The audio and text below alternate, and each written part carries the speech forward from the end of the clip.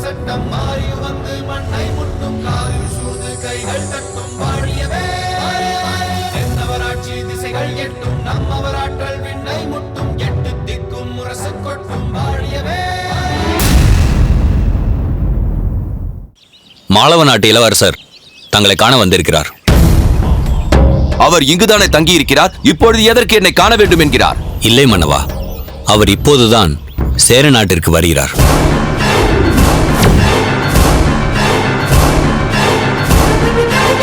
நமது நகர எல்லைக்கு அவர் வந்தபோது யார் என்று கேட்டு அழைத்து வந்திருக்கிறார்கள். இது என்ன புது குழப்பம்?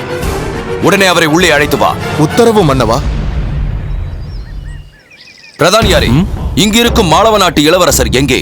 அசம்பாவிதம் நடந்த மறுகணமே அனைத்து இளவரசர்களையும் அவரவருக்கென தரப்பட்ட மாளிகையில் சென்று தங்கும்படி அனுப்பி வைத்து விட்டேன் மன்னவா. அப்படியெனில் இந்த இளவரசர் யார்? சேர நாட்டின் மாமன்னருக்கு மாளவ நாட்டின் இளவரசன் இளஞ்சித்திரனின் பணிவான வணக்கங்கள்.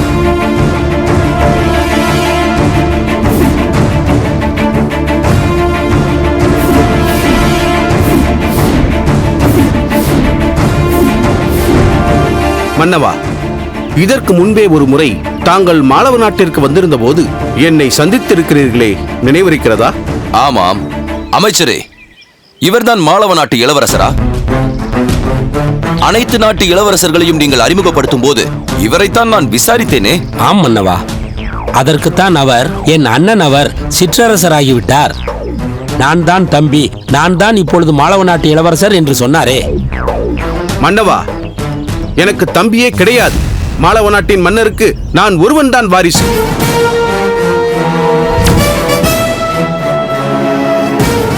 அப்படியெனில் மாளவ இளவரசன் என்ற பெயரில் இங்கு வந்திருப்பவன் யார்? உங்களுக்கு பதிலாக உங்கள் பெயரை சொல்லி அவன் எப்படி வந்தான்? சொல்கிறேன். சேர நாட்டிற்கு வருகின்ற பாதையில் ஒரு காட்டை கடக்கும் போது குதிரைகள் சோர்ந்து விட்டன. அவற்றிற்கு தண்ணீர் காட்டிவிட்டு நாங்களும் சற்று ஓய்வெடுக்கலாம் என்று நினைத்தோம். அப்போது 2 காட்டுவாசிகளை அந்த காட்டில் சந்தித்தோம்.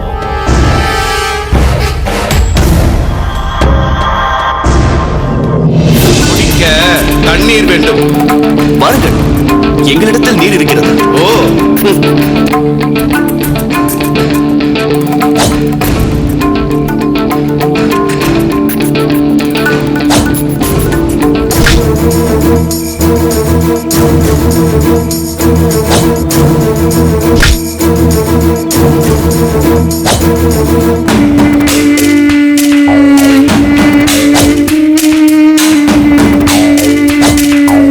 நான் தான் மாளவ நாட்டு இளவரசன் இளம் சித்திரன். நான் தான் இளவரசரின் உதவியாளர் மயிலைநாதன். வேண்டாம். டேய், நில்லு. நில்லடா. டேய், அடே காட்டுவாசி, வேண்டாம்டா, வேண்டாம்.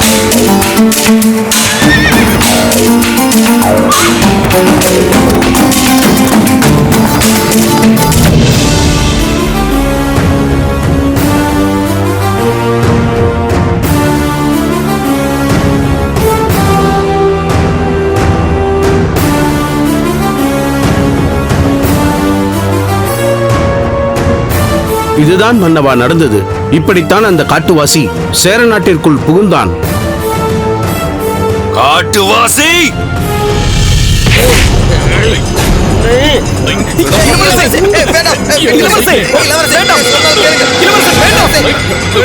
சொல்வதை கேளுங்க. சொல்லடா, எங்கே தாமரை? தாமரை குளத்தில் இருக்குமடா, என்னிடம் ஏன் கேட்கிறாய்?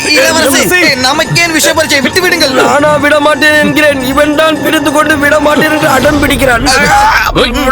விடு. உண்மையை சொல், எங்கே தாமரை? என் கழுத்தை விடு, நான் சென்று எடுத்து வந்து தருகிறேன். நான் கேட்பது வாருணி என்கிற தாமரையை. வாருணிக்கு தாமரை என்ற மற்றொரு பெயரும் இருக்கிறதா? இதை என்னிடம் அவள் சொல்லவே இல்லையே. கேட்கவே இல்லையே. போதும் உன் விளையாட்டு. போதுமா? வாருணியை எங்கே மறைத்து வைத்திருக்கிறாய்? நான் எதற்கடா என் வருங்கால மனைவி வாருணியை மறைத்து வைக்க வேண்டும்?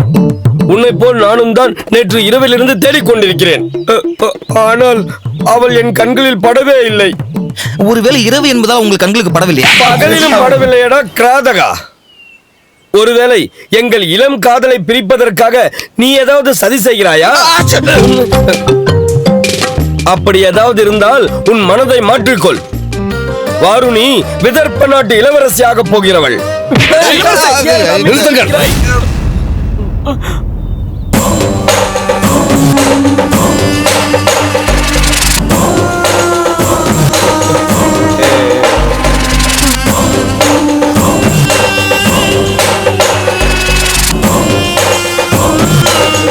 எதற்காக இப்படி சண்டை போட்டுக் கொண்டிருக்கிறீர்கள்? இல்லையே, சண்டையெல்லாம் ஒன்றுமில்லையே. நாங்கள் இருவரும் நெருங்கிய நண்பர்கள். எங்கள் இருவரின் உடல் வலிமையை சற்று சோதித்துக் கொண்டிருந்தோம், அவ்வளவுதான். என்னடா இவன் தொண்டை குழியை நசுக்கு நசுக்கு என்று நசுக்கி விட்டு விளையாட்டு என்கிறான். ஒருவேளை மாணவ நாட்டில் இதுதான் விளையாட்டோ? நம் பிரச்சனை நமக்குள் இருக்கட்டும், வெளியே தெரிய வேண்டாம் என்று நினைக்கிறாரோ என்னவோ. ஓ, அதுவும் சரிதான். தளபதியாரே, நாங்கள் இருவரும் பல பரீட்சை தான் செய்து கொண்டிருந்தோம். மாணவ நாட்டு இளவரசர் என்னிடம் தோற்கும் நிலையில் தான் இருந்தார். அதற்குள் நீங்கள் அவரை காப்பாற்றி விட்டீர்கள். இவர் மாளவ நாட்டு இளவரசராக இருந்தால் ஏன் தோற்கப் போகிறார்? தளபதியாரே, ஏன் இப்படி பேசுகிறீர்கள்? நான் தான் மாளவ நாட்டு இளவரசன். இவன் என் உதவியாளன் மயிலைநாதன். அது பல பரீட்சை செய்து என் உடல் சற்று சோர்வடைந்து விட்டது. எனக்கு இப்பொழுது ஓய்வு தேவை. மயிலைநாதா, வா, நாம் நம் இருப்பிடத்திற்கு செல்வோம். அந்த இருப்பிடம் மாளவ நாட்டு இளவரசர் இளம் சித்திரனும் அவருடைய உதவியாளர் மயிலைநாதனும் தங்குவதற்கு ஏற்பாடு செய்யப்பட்ட இடம். இனி உங்கள் இருவருக்கும் அங்கு தங்குவதற்கு இடம் இல்லை. சேர தளபதியாரே, தாங்கள் ஏன் மீண்டும் மீண்டும் மாளவ நாட்டு இளவரசன் என்று யாரையோ குறிப்பிடுகிறீர்கள்? நான் தான் மாளவ நாட்டு இளவரசன் இளம் சித்திரன். அப்படியா? யார் மாளவ நாட்டு இளவரசர் என்பது இப்பொழுது புரியும். மாளவ நாட்டு இளவரசி,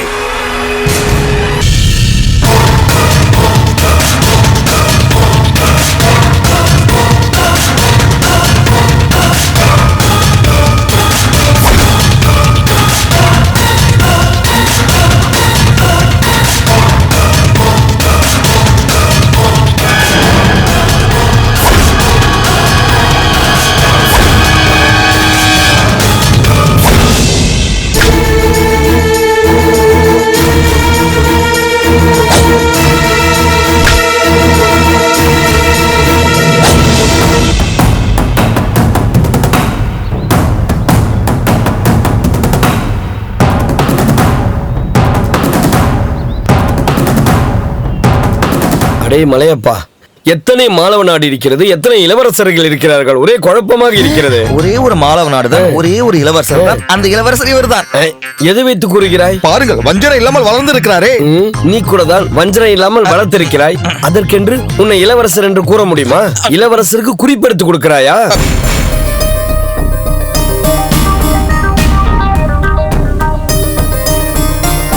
இவர் யார் என்று தெரிகிறதா? இவர்கள் யார் என்று தெரியவில்லையே. ஆமாம், யார் இவர்கள்? இவர் மாளவ நாட்டு இளவரசர் இளம் சித்திரன். அவர் இவருடைய உதவியாளர் மயிலைநாதன். என்ன தளபதியாரே, மாளவ நாட்டு இளவரசன் இளம் சித்திரனாகிய என்னிடத்திலேயே யாரோ ஒருவரை காட்டி இவர்தான் மாளவ நாட்டு இளவரசன் இளம் சித்திரன் என்று அறிமுகப்படுத்துகிறீர்களே.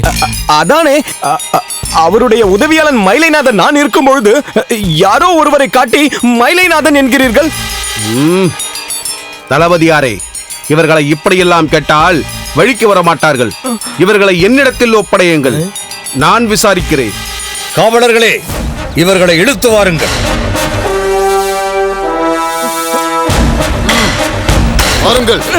இல்லை, நான் தான் மாளவ நாட்டு இளவரசன். நான் கூறுவதை கேளுங்கள். வேண்டாம், விட்டுவிடுங்கள். இது என்னடா புது பிரச்சனை? இளவரசே, சேர நாட்டில் பல பிரச்சனைகள் இருக்கிறது. தொடர்ந்து நாம் இங்கு இருந்து கொண்டிருந்தால் அவர்களுக்கு ஏற்பட்ட பிரச்சனை தான் நமக்கும் ஏற்படும். வாருங்கள், போய்விடலாம். அப்படி என்றால் என் வாருணி என்ன வாருணி? அடுத்த வாரம் அங்கந்த நாட்டு இளவரசிக்கு பிறந்தநாள் வருகிறது. கண்டிப்பாக நமக்கு அழைப்பு வரும். எது நமக்கா? இது உங்களுக்கு அழைப்பு வரும். அங்கு உங்களுக்கு ஏத்த வாருணி கிடைக்காமலா போய்விடுவாள்? அதுவும் சரிதான். என் மனதை கல்லாக்கி கொண்டு வாருணியை மறக்க முயற்சி செய்கிறேன். அப்பாடா, இப்போ அது ஒத்துக்கொண்டீர்களே. என்னவென்று? தங்கள் மனது கல்லென்று.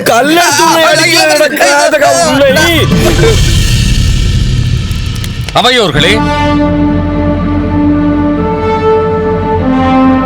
சோழ நாடு இன்று தமிழகத்தின் மிக சிறந்த நாடாக, பறந்து விரிந்த பூமியாக, வடதிசை சென்று வெற்றி கண்டு திரும்பிய பெருமைக்குரியதாக விளங்குகிறது. உலக நாடுகளெல்லாம் வியந்து பார்க்கும் சிறப்பை பெற்றிருக்கிறது. இத்தனை சிறப்புகள் இருந்தும் இது அவ்வப்பொழுது பல சோதனைகளை ஆட்பட்டிருக்கிறது. எங்கிருந்தோ பார்ப்பவர்களுக்கு இங்கு இப்படி ஒரு பிரச்சனை இருக்கும் என்று கூட தெரியாது. ஆனால் நாம் அதன் வலியை நன்றாக அறிந்திருக்கிறோம். நான் சொல்ல வருவது என்னவென்று புரிகிறதல்லவா? பிரதானியாரே, நமது பணிகளுக்காக அவ்வப்பொழுது பல இடங்களுக்கு செல்பவர் தாங்கள். இங்கு உள்ள நிலையை நீங்கள் அறிவீர்களா? இப்பொழுது நான் எதை பற்றி பேசுகிறேன் என்பது புரிகிறதா? நானும் அதை பற்றி நன்றாக அறிவேன் மன்னவா.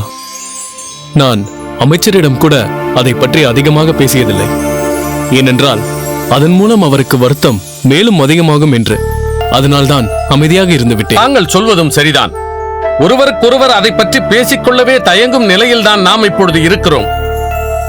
இருப்பினும் இனி நாம் அதை பற்றி மறைத்து மறைத்து பேச வேண்டிய அவசியமில்லை. சபையிலேயே வெளிப்படையாக சொல்வதற்குரிய நேரம் வந்துவிட்டது. அதற்காகவே அவை கூட வேண்டும் என்று அமைச்சரிடம் சொன்னேன். சொல்லுங்கள் மன்னவா, அதை கேட்க காத்திருக்கிறோம். நாங்கள் எதிர்பார்க்கும் செய்தியாகத்தான் இருக்க வேண்டும் என்று நினைக்கிறோம் மன்னவா. நிச்சயமாக அதே செய்திதான். பாண்டிய இளவரசர் சேர நாட்டிலிருந்து தப்பித்து விட்டார். முத்துநகையும் பார்த்திபனும் எதற்காக சென்றார்களோ அதை சாதித்து விட்டார்கள். அவர்கள் வந்து கொண்டிருக்கிறார்கள் என்ற செய்தியும் வந்தே விட்டது. மன்னவா, இன்றுதான் நான் முத்துநகையை மகளாக பெற்றதின் பலனை அடைந்தேன். அவளை பொறுத்தவரை நான் என்ன சொல்கிறேன் என்பது கூட முக்கியமில்லை. தாங்கள் சொல்லும் ஆணைதான் அவளது உயிர் மூச்சு. அதை நிறைவேற்றுவதற்காகவே அவள் சுவாசித்துக் கொண்டிருக்கிறாள்.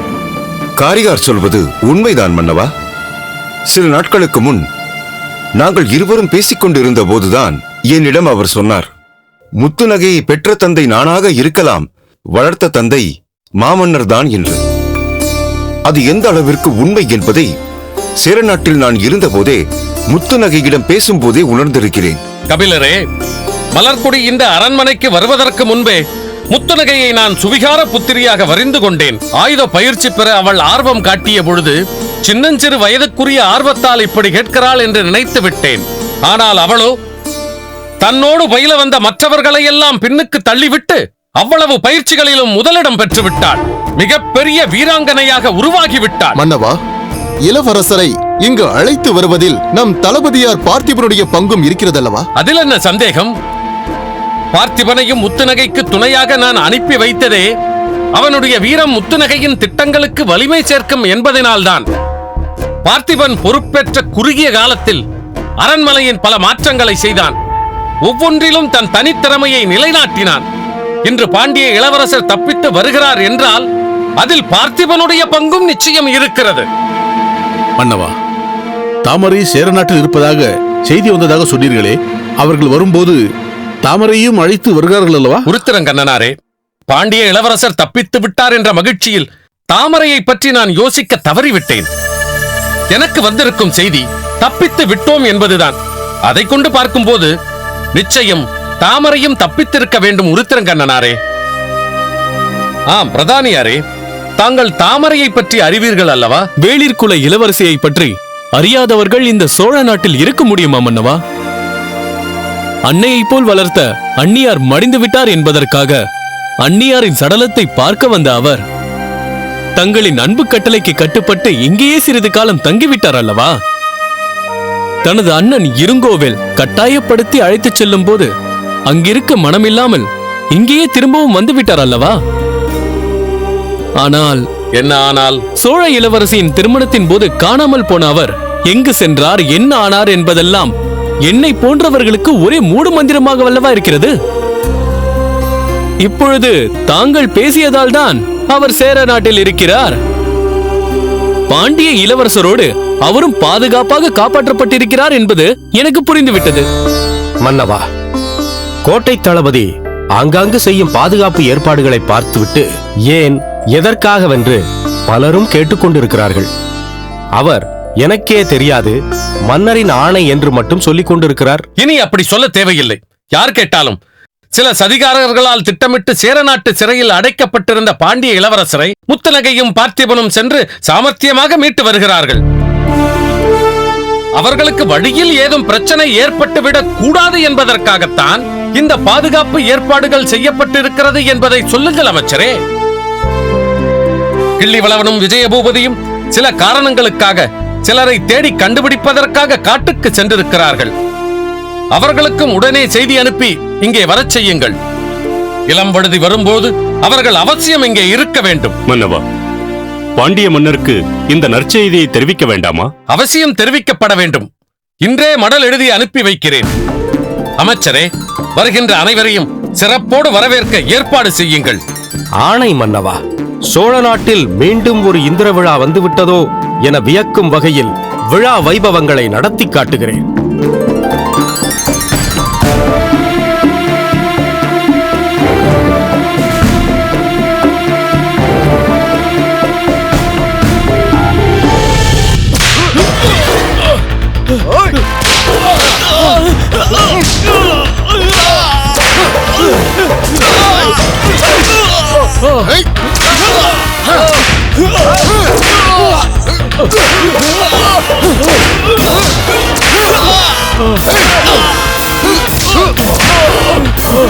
உண்மையை சொல், நீ யார்? நான் மாளவ நாட்டு இளவரசன் இளம் சித்திரன். நீயாவது உண்மையை சொல், யார் நீ? மாளவ நாட்டு இளவரசன் உதவியாளன் மயிலைநாதன். என்னை காட்டில் கட்டி போட்டுவிட்டு என் உடைகளை மாட்டிக்கொண்டு சேர நாட்டிற்கு வந்துவிட்டால் நான் உன்னை விட்டு விடுவேன் என்று நினைத்தாயா? இல்லை இல்லை, பொய். இளவரசனான என்னிடத்தில் இல்லாத உடைகளா? நான் எதற்காக உன்னிடத்தில் உடையை களவாட வேண்டும்? ஐயோ, எனக்கு ஒரே குழப்பமாக இருக்கிறது. உங்கள் இருவரில் யார்தான் மாளவ நாட்டு இளவரசன்? நான் தான் மாளவ நாட்டு இளவரசன் இளஞ்சித்திரன். இல்லை இல்லை, நான் தான் மாளவ நாட்டு இளவரசன் இளம் சித்திரன். இருவரில் மாளவ நாட்டு இளவரசர் யாராக வேண்டுமானாலும் இருந்து விட்டு போங்கள். இவர் மாளவ நாட்டு இளவரசன் என்று கூறிக்கொண்டு இப்பொழுதுதான் இங்கு வந்தார். நீ அப்படி அல்ல. சிறப்பு விருந்தினர்களாக பல்வேறு நாடுகளில் இருந்து எங்கள் சேர நாட்டிற்கு விஜயம் புரிந்த நாளிலிருந்து இங்கேதான் இருக்கின்றாய். உனக்கு பாண்டிய இளவரசர் இளம்பழுதி இங்கிருந்து தப்பித்துச் சென்றது நன்றாக தெரிந்திருக்கும். சொல், பாண்டிய இளவரசர் இளம்பழுதி இங்கிருந்து எப்படி தப்பித்து சென்றார்? தளபதியாரே, பாண்டிய இளவரசர் இளம்பழுதி என்பவர் யார்? அவர் எப்படி இருப்பார் என்று எனக்கு தெரியாது. அவர் எங்கிருந்தார், தப்பித்துச் சென்று விட்டார் என்பதெல்லாம் இப்பொழுது நீங்கள் சொல்லித்தான் எனக்கு தெரியும். சரி, அது போகட்டும். இளவரசி பரிவாதினியின் தோழி வாருணியை உனக்கு தெரியுமா? வாருணியா? இப்படி ஒரு பெயரா? இந்த மாதிரி ஒரு பெயரையே இப்பொழுதுதான் நான் கேள்விப்படுகிறேன். உன்னிடத்தில் இப்படியெல்லாம் விசாரித்தால் நீ ஒழுங்காகவே பதில் சொல்ல மாட்டாய். உன்னிடத்திலிருந்து எப்படி உண்மையை வரவழைப்பது என்று எனக்கு நன்றாக தெரியும். உன்னை விசாரிக்க வேண்டிய விதத்தில் விசாரித்தால் எல்லா உண்மைகளும் தானாகவே வந்துவிடும். அந்த சவுக்கை என்னிடம் கொடுங்கள். நெல் மாறவேன்.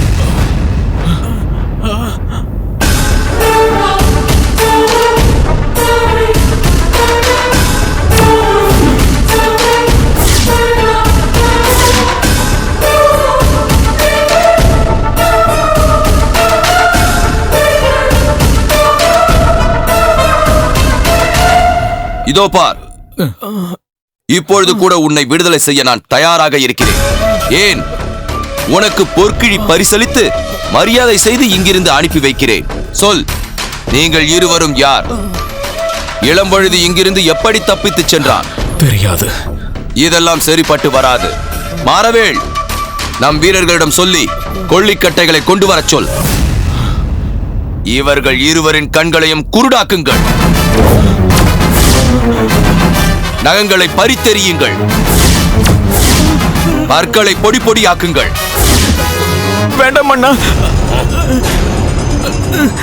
எனக்கு தெரிந்த உண்மைகளை உங்களிடம் நான் சொல்லிவிடுகிறேன். அப்படி என்றால் உண்மையை சொல். இளம்பழுதி எங்கே தப்பித்து சென்றார், எப்படி தப்பித்து சென்றார் என்பதெல்லாம் எங்களுக்கு தெரியாது. ஆனால் அவர் யாரால் தப்பித்து சென்றார் என்பது மட்டும் இவனுக்கு தெரியும். இதற்கு மேலும் எதையும் மறைத்து பயனில்லை. சொல், யார் மூலமாக இளம்பழுதி இங்கிருந்து தப்பித்துச் சென்றான்? சொல். குணாளனும் அருந்ததியும் தான் இளம்பழுதியை இங்கிருந்து தப்பிக்க வைத்தார்கள்.